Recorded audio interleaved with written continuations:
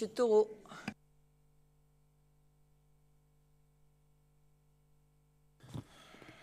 Madame la présidente, Madame la vice-présidente, chers collègues, le groupe UDI vous félicite, Madame la présidente, très sincèrement. Vous félicite car vous avez osé aborder un sujet tabou de notre société, un sujet volontairement oublié, voire interdit, celui du cannabis.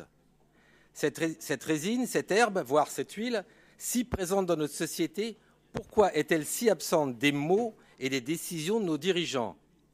De par ce silence, implicitement, le cannabis est accepté comme une fatalité face à une consommation croissante. Un total déni d'une réalité de chiffres. 700 000 consommateurs quotidiens de cannabis. 1,4 million de personnes fument du cannabis au moins 10 fois au cours du mois. Un véritable autisme, un immobilisme gouvernemental qui ne supporte aucune excuse, aucune justification, si ce n'est celle de l'incompétence et de l'irresponsabilité. Pour cela, rappelons-nous aux commentaires du chef de l'État, qui souligne à quel point ce sujet du cannabis est méconnu, banalisé au plus haut niveau de l'État.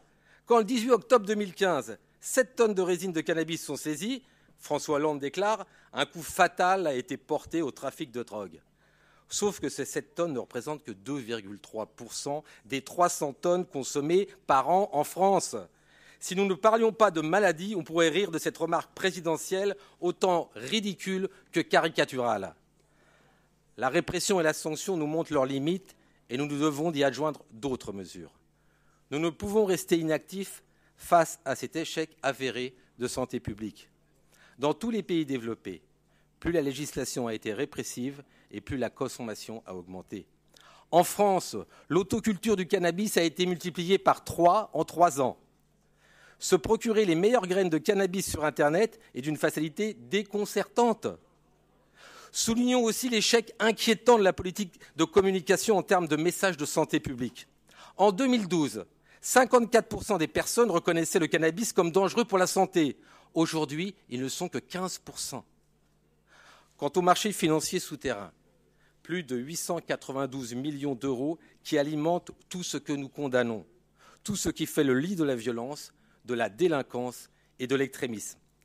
Récemment, les forces de police ont intercepté des pains de cannabis estampillés Daesh. Un message clair que nous adressent ces criminels pour nous indiquer, s'il en était besoin, que le cannabis reste un de leurs principaux moyens de financement. En France, 6 000 à 13 000 personnes sont dites semi-grossistes, c'est-à-dire qu'elles écoulent 132 à 308 kilos de cannabis par an pour un revenu évalué à 550 000 euros par an, soit le salaire moyen d'un patron d'une entreprise de 2 000 salariés. En descendant d'un échelon, on compte 58 000 à 127 000 revendeurs et acteurs de quartier. La France détient tous les records de consommation. 17 millions de personnes déclarées avoir pris du cannabis au cours de leur vie, 4,6 au cours de l'année, 1,4 million 10 fois au cours du mois et 700 000 tous les jours. Pour les lycéens, 48% ont déjà fumé. Pour les collégiens, 25% ont déjà fumé en troisième.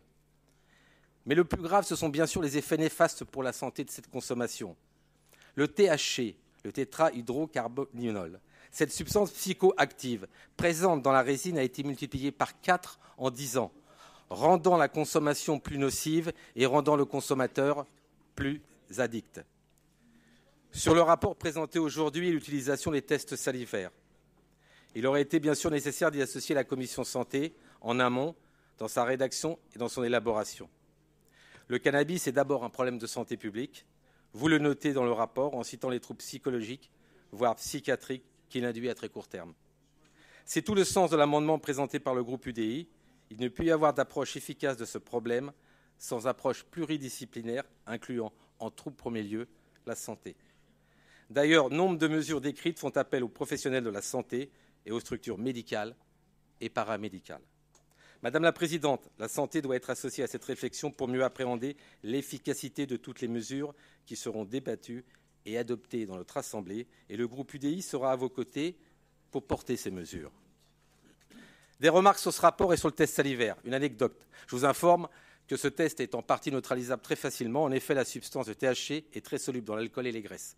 C'est pour cela que les consommateurs actuellement prennent 2 cuillères de Nutella et ensuite un bain de bouche à l'huile, poussant même le laboratoire de ces produits a indiqué que ce n'est pas l'indication principale du médicament.